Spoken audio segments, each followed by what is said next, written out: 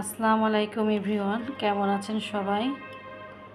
তো এই যে আমার আমের আচার রেডি হয়ে গেছে। এই যে আমের আচার, এটা টক মিষ্টি করেছি। মিষ্টিটা একটু বেশি, টকের পরিমাণটা কম। মিষ্টি আচারই বলা চলে, সামান্য টক আছে এমন করে করেছি আচারটা। তো এখানে যে তেল দিয়ে দিয়েছি আমি, সরিষার তেল।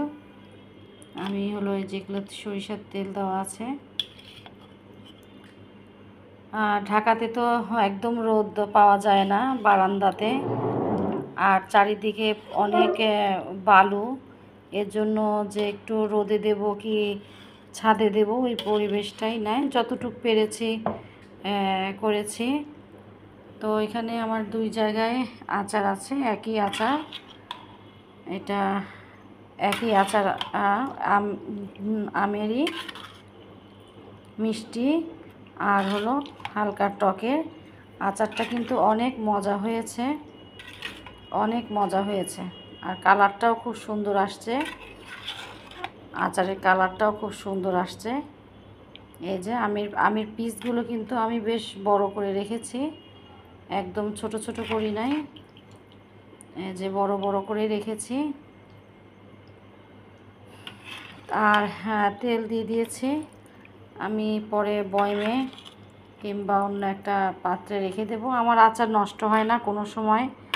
বাইরে আমি 2 বছর 3 বছর আমার আচার সুন্দর থাকে, আমার আচার নষ্ট হয় না আলহামদুলিল্লাহ। যেমনটা করি এমনই থাকে। আর থাকেও না, শেষ হয়ে যায়। কারণ আমার হাজব্যান্ড আচার অনেক পছন্দ করে, সে আচার ছাড়া ভাত খেতে পারে না, আচার লাগবেই। তো এই কারণে আমার আচারটা অনেক বেশি করা হয়। তো এখানে রোদের কারণে আচারটা কম করা হয়, যে রোদ নাই, রোদ ছাড়া তো আচার তো থাকে না। এই যে আমি আমের কিন্তু পিসগুলো বেশ বড় বড় করেছি, মোটা মোটা করে রেখে দিয়েছি। তো এই তো আমার আচার ফাইনাল লুক। আপনাদেরকে একটু আচারের দেখিয়েছিলাম, আচার করার সময় অল্প একটু দেখিয়েছিলাম। তো এর জন্য আমি ফাইনালটা দেখিয়ে নিলাম। তো হয়ে গেছে আমার আচার, আমি পরে বয়মে ঢেলে নেব।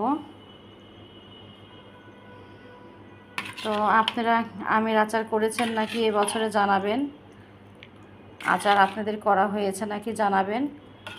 আর কমেন্টসে জানাবেন যে আচারটা দেখতে কেমন লাগছে,